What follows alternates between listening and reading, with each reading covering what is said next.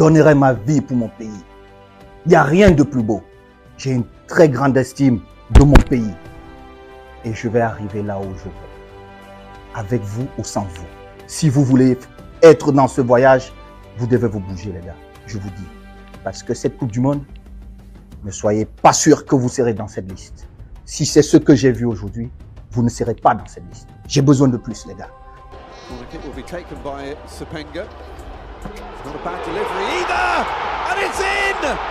Nigeria in the final. 3 semaines avant la fin du mandat de l'actuel comité exécutif à la Fédération camerounaise de football, le mouvement sportif en général et les Camerounais en particulier s'interrogent sur la tenue ou non de l'Assemblée générale prévue le 29 novembre 2025 du côté de Mbankomo, organisée par la Fédération camerounaise de football. Deux camps s'affrontent sur la tenue ou non de cette assise très importante pour le football camerounais. Mesdames et messieurs, bienvenue à Face Caméra Croisée, Stéphane Edjigui, Jos Ameke.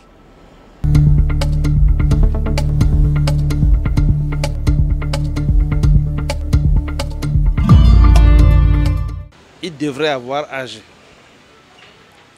Qu'il y ait des soubresauts ou pas, il est bon qu'il y ait l'âgé le 29 novembre 2025 en Bankomo. Et jusqu'ici, tout est réuni pour qu'il y ait âgé. Je crois que si la question est posée, c'est parce que le ministre souhaite qu'il y ait un sursis à la poursuite du dit processus. Il met en contribution son homologue du gouvernement, le MINAT, pour empêcher que l'Assemblée n'ait lieu. Je dis, ce n'est pas juste, c'est un acte d'anti-jeu que le ministre va organiser. Parce que le processus advenu ce jour est à l'épilogue. Parce que le 29, c'est la fin du processus électoral avec l'élection du comité exécutif et de son président. Le processus a commencé depuis les départements, s'est poursuivi dans les régions et aujourd'hui, il est question de clôturer ce processus électoral. Il n'est donc pas loisible, utile et encore moins nécessaire que le ministre des Sports pense pouvoir le suspendre maintenant alors qu'on est à la fin du processus. Et que l'Assemblée générale, le collège des membres de l'Assemblée générale est déjà connu. Les délégués à l'Assemblée générale sont connus. Je ne sais pas ce qu'il manque pour qu'on puisse achever ce processus électoral. C'est fort de cela que j'indique et je souhaite que le processus ait lieu et qu'il devrait se poursuivre et s'éteindre le 29 en Bankomo comme initialement prévu. L'élection devrait être organisée sur la base de quel texte? Parce qu'on organise une élection sur la base des textes et c'est sur la base des textes qu'on établit ou qu'on élit de nouvelles commissions. Donc, malheureusement ou heureusement, M. Ito a fait modifier par le truchement de l'Assemblée générale les nouveaux textes. Il y a eu de nouvelles résolutions. Et le président de la Fédération camerounaise de football, croyant donc poser un acte essentiellement légaliste, a décidé d'agresser une correspondance, a saisi le ministre des Sports, par voie de correspondance, voulais-je dire, dont l'objet était contrôle de la conformité de la modification des statuts. Et à l'issue donc de cela, le ministre des Sports a tenu à répondre au président de la Fédération en soulignant le fait qu'il ne pouvait pas s'aventurer à contrôler la conformité des textes sans comprendre pourquoi ces textes même avaient été modifiés. Et au lieu de répondre humblement et poliment au ministre des Sports, je pense que la Fédération camerounaise de football a versé plutôt, me semble-t-il, dans beaucoup d'invectives même, d'acrimonie. Le ministre des Sports, qui est un homme d'État, a préféré garder le silence.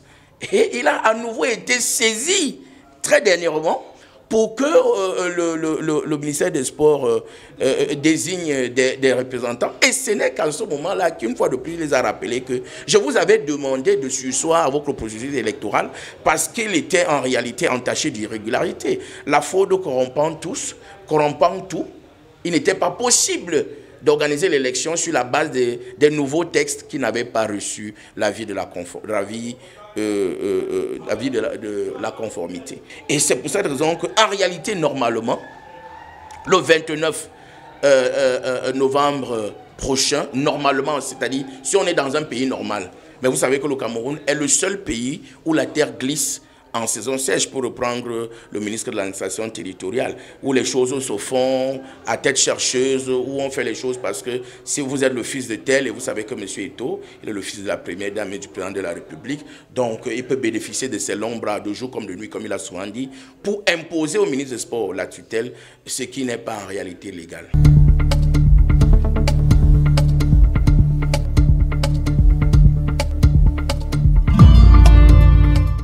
Vous savez que les observateurs de la FIFA et de la CAF sont autrefois arrivés, mais les élections ont été annulées ou suspendues par l'État. Certains ont réussi souvent à outrepasser ces instructions gouvernementales, mais on a vu ce qu'il en est advenu.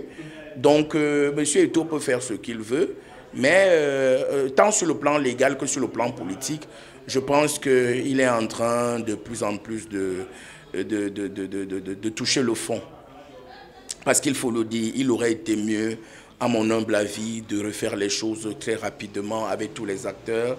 Et si M. Eto'o l'a fait, puisqu'il dit qu'il a un très bon bilan, je suis convaincu qu'il gagnerait à nouveau les élections. Mais de quoi a-t-il peur? Pourquoi a-t-il peur d'aller à l'élection avec des acteurs qui me semblent extrêmement solides? On parle de 1200 clubs de football, 1200 acteurs, c'est-à-dire des clubs qui ont été mis de côté, près de 1200. Vous imaginez? Et je peux vous dire, si l'administration territoriale qui a été prévenue, si le sous-préfet de Bankomo qui a été prévenu ne fait rien, vous allez voir ce qui va se passer en Bankomo le 29. On verra si l'élection va se tenir. Il faut seulement envoyer le billet là-bas. Jusqu'ici, il n'y a aucun élément substantiel qui justifie qu'il n'y ait pas agi. Je vous indique que depuis le 11 décembre 2021, un nouvel exécutif a été porté à la tête de la Fédération de football. Elle a posé des actes, elle a posé la modification des textes et cela a été régulièrement communiqué tant au gouvernement de la République qu'à la CAF et à la FIFA. Pour dire que la question sur la validité des statuts de la FECAFOOT ne se pose plus du point de vue de la CAF et de la FIFA, instances qui ont validé les 10 statuts. Donc le ministre, lui, qui est confiné à un contrôle de conformité conformément à l'article 7 de la loi qui organise l'activité sportive et physique au Cameroun, le contrôle de conformité, la conformité, il faut le préciser, c'est à l'égard de la loi et des textes réglementaires. Et jusqu'ici, ni le ministre, ni ses éléments n'ont pu démontrer en quoi les statuts nouvellement adoptés par la FECAFOOT ont violé la loi et les dispositions réglementaires. On est en train de faire un peu de l'usure pour empêcher que le processus arrive à son terme et permettre qu'on ait un nouvel exécutif au soir du bail de M. Samuel Eto'o. Que ce soit lui ou quelqu'un d'autre, il est bon que le mandat soit renouvelé. Imaginez une situation où on met un sursis et qu'advenue la fin du mandat de Samuel Eto'o, on n'a toujours pas fait l'élection. Qu'est-ce qui va être mis en jeu? Une vacance à la tête de la FECAFOOT. La FECAFOOT n'aura plus de président, de comité exécutif. Et qu'est-ce qu'il y aura? Ce que les gens cherchent depuis un comité de normalisation. Donc tout ça, c'est des actes d'anti-jeu, c'est de la supercherie qui perdent le temps pour rien. Donc, de mon point de vue, le Cameroun ne risque rien, parce que du point de vue de la FIFA, il n'y a pas de souci. Du point de vue de la CAF, il n'y a pas de souci. Si physiquement, on empêche que la réunion se tienne, eh bien, l'Assemblée générale peut se tenir même par visioconférence.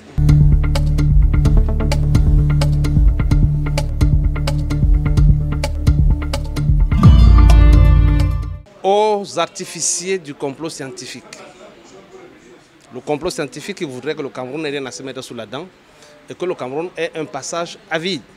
Parce qu'il ne vous a pas échappé que ce qui se passe à la FECAFOOT s'est produit déjà à la FECAVolley, à la FECABox, à la FECAJudo, au rugby et même à l'athlétisme, au tennis de table. Et toutes les fédérations sont sujettes à des malversations, à des actes de, comme nous sommes en sport, je préfère dire d'anti-jeu. La distraction à laquelle on est invité par le ministère des Sports doit pouvoir s'arrêter et permettre que la FECAFOOT achève son processus électoral et ait à sa tête un comité exécutif et un président. Il n'y a pas de guéguerre entre l'État et la FECAFOOT. Il y a des guéguerres clairs entre deux clans qui se discutent le pouvoir. Et les deux sont au sein de la présidence de la République. L'un à la cuisine, l'autre au salon. Je ne vais pas donner les noms. C'est ça le problème, c'est ça qui garde le pays.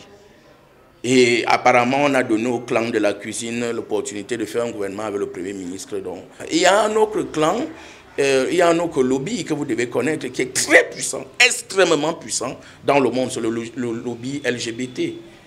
Quand vous voyez Madame Gaëlle Nganabut Deborah, dont on connaît les mœurs, on a vu les vidéos, on a vu les photos, on vous dit qu'elle intègre le comité exécutif. Vous pensez que c'est pourquoi? Et je l'ai toujours dit qu'au niveau du football, ça va entrer, et c'est ce qui est en train de se faire.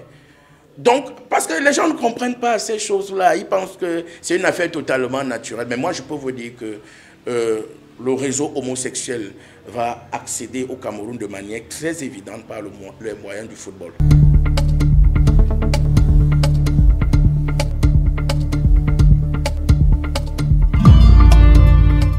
La faute aux atermoiements du gouvernement de la République du Cameroun.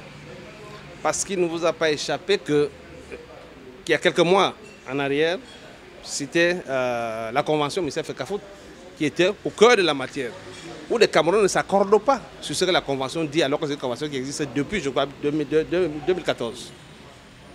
Tout est clair. La répartition des rôles est connue, bien précisée. Mais on a connu en 2025 un ministère qui a cru devoir être le dépositaire des lions indomptables, celui qui instrumente les lions indomptables. Les voyages des lions, les séjours des lions, les hôtels et tout, c'est le ministère qui s'est approprié les lions indomptables. Résultat de course, ils sont éliminés. Parce qu'il faut préciser que, avant d'aller à ces barrages, c'était le match nul contre l'Angola qui nous a permis d'avoir le barrage. Et il ne nous a pas échappé que la prime du match nul avait refusé d'être payée. Il a fallu que vos confrères de Camer Foot lèvent le curseur pour que le ministère se trouve dans l'obligation de régler. Et il a été dit que l'entraîneur avait des arriérés de salaire. On a cru devoir maquiller, mais in fine, dans les conférences d'entraîneurs, on se rend compte qu'effectivement, il court plus de 3 mois d'arriérés de salaire. Pourquoi on ne paye pas l'entraîneur? Pourtant, ils ont dit, c'est eux l'État, c'est eux qui payent, ils règlent tout. Et il ne nous a pas échappé qu'avant d'arriver à cette date-là, avant les 2 dernières journées des éliminatoires à la Coupe du Monde, le coach, Marc Brice, avait démissionné. Et le ministère n'a pas voulu entendre de cette oreille parce que ça aurait pu faire tache noire, tache sombre dans son appropriation des lions indomptables. Ils ont forcé la main à cet entraîneur de se dédier et de faire croire à l'opinion qu'il n'avait pas démissionné. Vous voyez là, nous sommes allés. Donc cette élimination est davantage le fait du ministère. Et j'indiquais à vos confrères qu'il y a des gens qui organisent les matchs, qui vont les disputer pour gagner. Et il y en a qui vont juste faire du découp-bâtin. L'essentiel est de participer. Ils participent simplement avec les résultats que nous connaissons. Et au bout du compte, c'est une élimination. Il faut revenir à l'histoire. Les gens négligent la spiritualité. Observez que généralement, toutes les Coupes du Monde qui sont jouées avec les années 6, on n'est pas allé. Hein. En 86, on n'a pas été qualifié en 85. En 2006, on n'a pas été qualifié. En 2005, vous vous souvenez du match Cameroun-Égypte ici, où on fait 1-1 avec... c'était 0-0. On n'arrive pas à marquer contre l'Égypte. Donc il faut comprendre dans quel environnement le contexte spirituel. Ça, c'est un... Lorsque moi j'ai vu le Cameroun jouer contre le Congo, là, le Congo ne nous a pas dominés. Pendant les 2 matchs, il pleuvait abondamment. Il pleuvait, observez. Et je crois que Desabre l'a clairement dit, lui qui est un initié. Les esprits des eaux ont été suffisamment manipulés en faveur du Congo. Ce que les gens ne savent pas, c'est parce qu'au Cameroun, il n'y avait pas l'union sacrée. Il y avait au sein de la Fédération camerounaise de football des gens qui ont tout fait pour que nous perdions ce match. M. Eto'o a tout fait pour que M. Marc Brice n'ait pas de résultats. Vous allez chercher le sexe des anges? Non. Il a travaillé à ce que l'entraîneur qui, entre guillemets, a été mis à sa disposition ne performe pas. C'est ça le problème.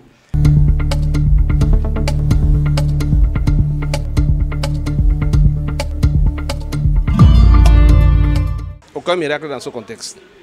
Tant que les choses restent et demeurent en l'état, il n'y a aucun miracle possible. Parce qu'il ne nous a pas échappé, vous qui êtes un sacré fineur, de constater qu'il y a un manque de motivation chez les lions indomptables eux-mêmes. On connaît le Hemley, l'état d'esprit, le fighting spirit camerounais. Jusqu'ici, nous ne l'avons pas vu chez nos compatriotes. On n'a pas vu les gens avoir soif de victoire, envie de gagner, envie de trophée. Il y en a qui sont des guerres inutiles. Inutiles. Beaucoup dans cette tanière qui sont des artificiers de la guerre n'ont jamais rien remporté avec les lions indomptables. Et malheureusement, ils ne sont pas loin de la retraite, pour la plupart. pour dire simplement que l'État manque d'éléments motivateurs pour ces lions. Ils ne connaissent pas l'environnement du football international. Ils ne sont pas outillés. Il n'y a que l'argent, les avantages indus qui les intéressent, les voyages et l'argent qui les intéressent, et voilà les Lions Indomptables aujourd'hui à l'agonie. Parce qu'il faut dire qu'au moment, c'est grâce aux Lions Indomptables que l'Afrique a connu plusieurs places en phase finale de Coupe du Monde. Au moment où l'Afrique va, nous sommes à 9, me semble-t-il. Le Cameroun n'y est pas. Comment le comprendre? Comment comprendre le Cameroun? N'y est pas. Et regardez comment on a commencé ces éliminatoires. On était premiers. On était premiers avant que le venin de la déstabilisation ne puisse être instillé dans cette fédération et dans le mouvement sportif de manière générale par le truchement du ministère des Sports. On n'a fait que péricliter pour nous éliminer nous-mêmes progressivement. Non, je vous ai dit que comme en 96, on n'ira pas loin. On n'ira pas loin parce que tout porte à croire que M. Eto'o, qui est l'homme des longs bras, de jour comme de nuit, va encore une fois de plus forcer les choses. Le ministre des Sports, le pauvre, lui qui n'est pas prêt à se mouiller, qui n'est pas prêt à se salir, qui veut rester l'homme d'État qu'il a toujours été, il ne va pas aller au choc. Et on va donc rester dans la guéguerre. Or, on aurait simplement enlevé M. Eto'o et le nommer puisque vous tenez tellement à ce qu'il exerce les fonctions publiques. Moi, j'ai toujours dit que Eto'o peut être comme dans les ruches des abeilles. Il peut être une sentinelle, il peut être ce qu'on appelle un ouvrier, mais il n'est pas un bâtisseur. Eto'o ne peut rien gagner, rien construire. Je vous le dis. Mais vous pouvez le nommer ministre chargé des missions, vous lui accordez des missions sous la supervision de la présidente de la République, il va les accomplir. Mais Eto'o, tant qu'il est président de la fédération, ne vous attendez pas à ce qu'on gagne quelque chose. Or, si effectivement son assemblée passe le 29, il va tout faire, puisqu'il sait que le ministre des Sports n'est donc pas fort, puisqu'il n'est pas capable de lui dire de s'arrêter, il s'arrête. Il va nécessairement licencier M. Marc Brice, ou il va remettre Marc Brice à la disposition du ministère des Sports. Il va recruter un nouvel entraîneur qui ne maîtrise pas les effectifs. Certains joueurs qui sont pro-Marc Brice vont nécessairement, et qui sont des cadres de l'équipe, et qui ont supplié plusieurs fois pour qu'il laisse Marc Brice travailler, vont nécessairement faire une fronde, on n'aura pas le résultat. Mais on est dans un pays, mon Dieu, je vous dis, c'est le seul pays au monde qui fonctionne comme ça, où un individu comme Eto'o peut réussir, parce qu'on dit qu'il est populaire, et il peut réussir à tenir en respect toute une administration.